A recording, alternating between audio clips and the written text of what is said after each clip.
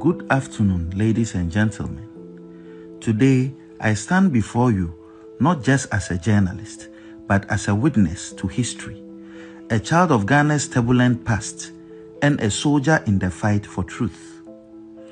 Yesterday, in the Essex County Superior Court of New Jersey, an 8-member jury delivered a unanimous verdict holding Kennedy Agyapong, former Ghanaian MP, liable for defamation and awarding damages of $18 million.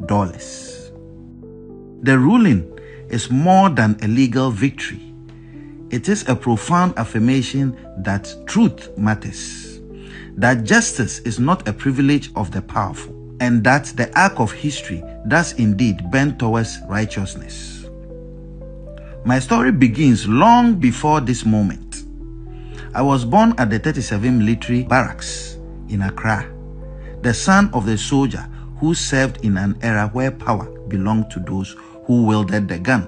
I grew up watching my nation transition from military rule to democracy, witnessing firsthand the struggle of ordinary Ghanaians yearning for justice, transparency, and accountability.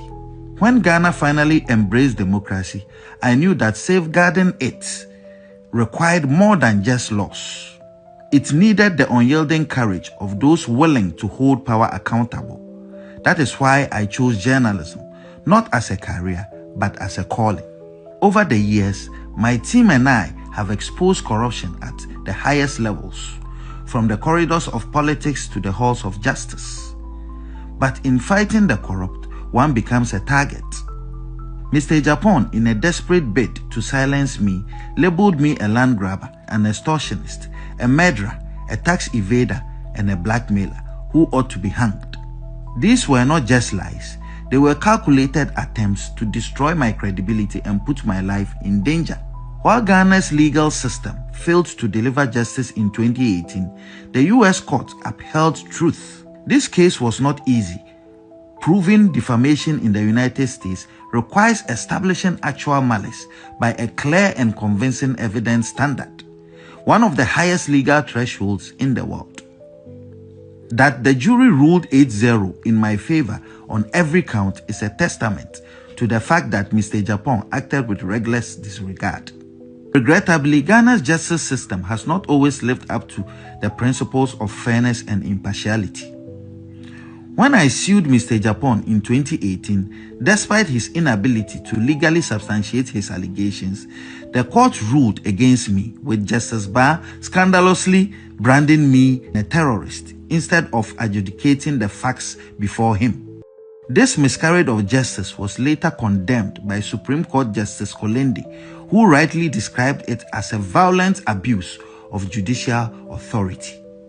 My fight has never been for personal gain, but for the soul of Ghana's democracy.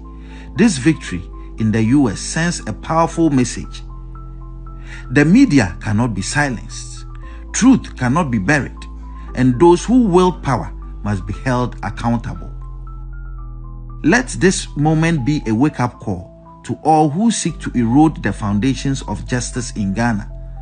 Let it remind us that democracy is not just about elections, but institutions that uphold the truth, courts that deliver justice without fear or favor, and citizens who refuse to accept corruption as the norm.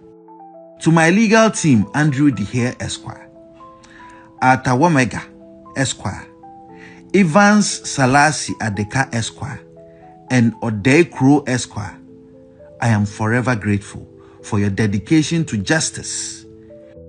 And to my supporters in Ghana and around the world, your unwavering belief in the fight strengthens my resolve.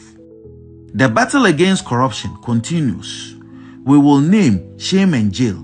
Ghana deserves better, and I will never stop fighting for a future where justice is not a privilege of the powerful, but the right of every citizen. Thank you.